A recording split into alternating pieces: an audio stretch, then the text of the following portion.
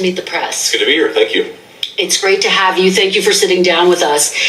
I want to start with some of the news this week. Defense Secretary Lloyd Austin confirmed that North Korean troops are training in Russia and potentially bound for the war in Ukraine. The U.S. intelligence community confirmed that Russia is creating disinformation to sow doubt in the upcoming presidential election. Let me ask you this question, Senator.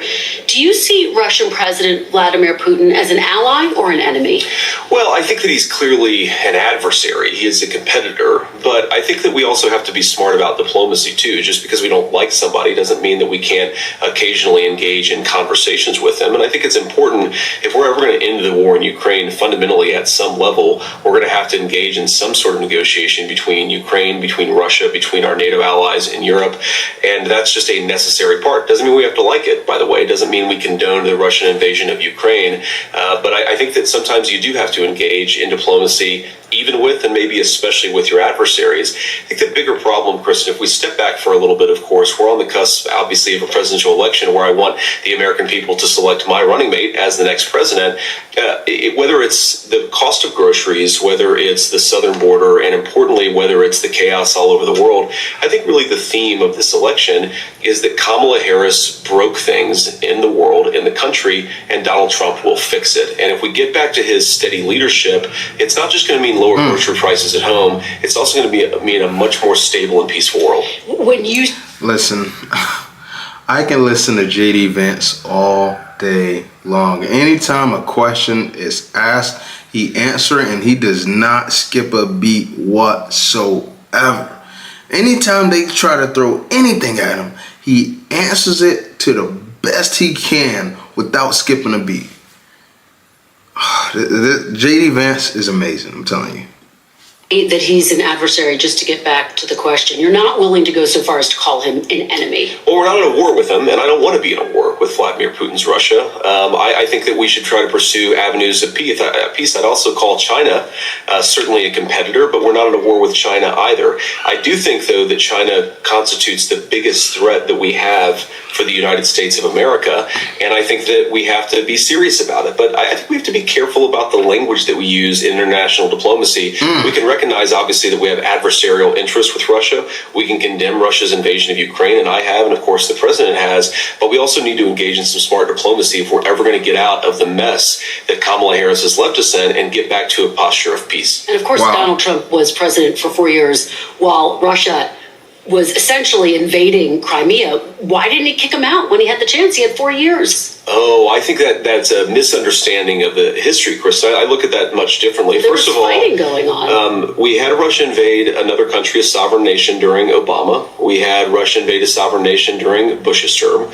We had Russia invade a sovereign nation during the leadership of Kamala Harris. The 1 4-year term where Russia did not launch a full-scale invasion against a neighbor was under the leadership of Donald Trump. We also have to remember, just on that point, if Donald Trump had not given Ukraine javelins, the country would not exist as an independent sovereign nation anymore. So the idea that Donald Trump wasn't sufficiently strong on Russia, I think, is belied by the actual history of the period. Again, I just think it's crazy that, you know, she dives in and she's basically trying to pull an answer out of JD Vance. So to me, it felt like it's a gotcha question. I think the first thing that should be talked about is how would you guys benefit the economy? How would you guys benefit the country? What would you guys do that's different than what you guys did previously? I think that should have been the first question. I think that should have been the first question to be asked, because that's where a lot of people care about. You know, they're caring about how can they benefit their lives, themselves, and their family. And I think that should have been the first question that she should have had asked, is how we can better the country. it's fighting going on for 4 years during Donald Trump. There wasn't a full-scale invasion. I think that's important. Let me ask you, because there are real concerns about Vladimir Putin invading NATO allies. Under a Trump-Vance administration, can you pledge sitting here today that the U.S.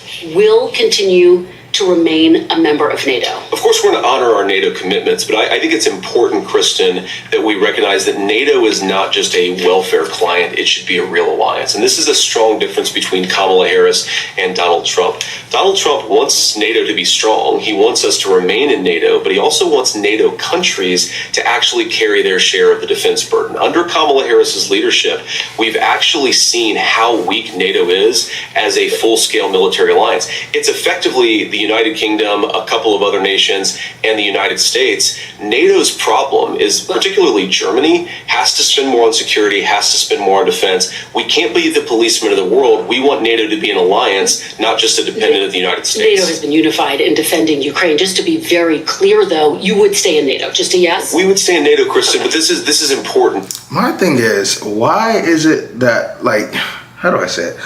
Why is she, like, trying to, like, stick something to him that I feel like?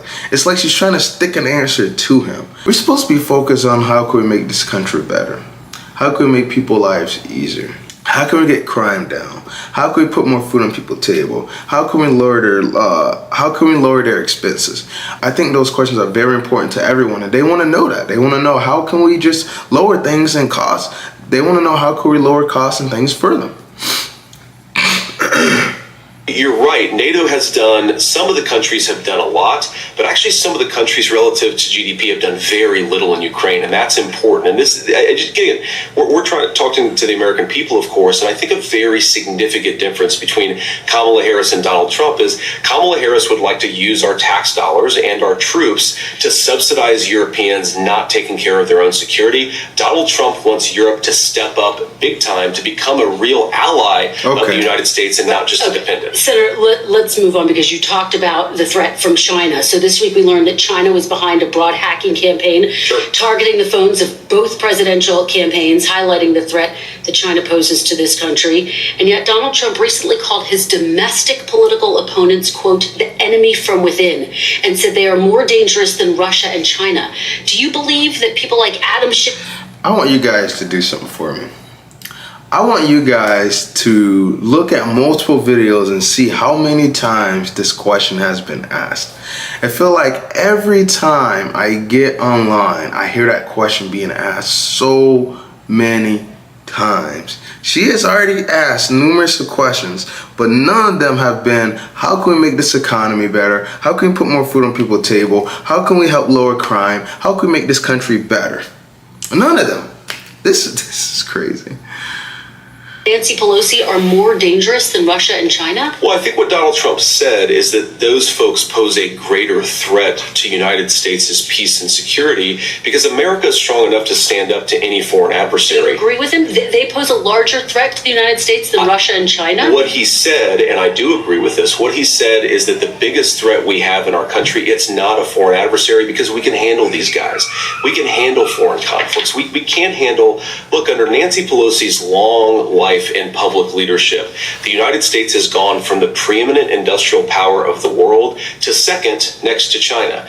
That fundamentally belongs on Nancy Pelosi's shoulders. And if we're going to have a more prosperous country, we've got to recognize our own leadership is why we lost our industrial base to China. Our own leadership is failing to lead this country into peace and prosperity. And of course, Kamala Harris, look, when I look at the biggest threats to America, Kristen, I think the fact that people can't afford groceries, the fact that we can't meet our recruitment goals in the military, the fact that Americans have a wide open southern border, that's a way bigger threat than any foreign threat. And yes, it's caused by broken leadership. And yet, Senators, you know, inflation is coming down. Let me ask you about some of what we've heard here. It's 25% higher, Kristen, than it was when Donald Trump left the Oval Office. To Americans, and I think this is an important issue. If Americans feel like inflation is a solved problem, then maybe they should vote for Kamala Harris. If you feel like the price of groceries, if you feel like the price of housing is too high, if you feel like inflation is not over, then Donald Trump is your man. Right. I don't think that J.D. Vance could have said any of that any better than what he did. He laid it down. All the little gotcha questions that were thrown at him, they did not faze him one bit. He answered every question without skipping a beat. Even though she tried to interrupt him a couple times, he was able to finish. And that's what it ultimately comes down to. It's talking about how it can benefit people's lives, how it can make it easier for them. There's just so many things going on right now that shouldn't be happening at all. And it's putting a hurting on a lot of people.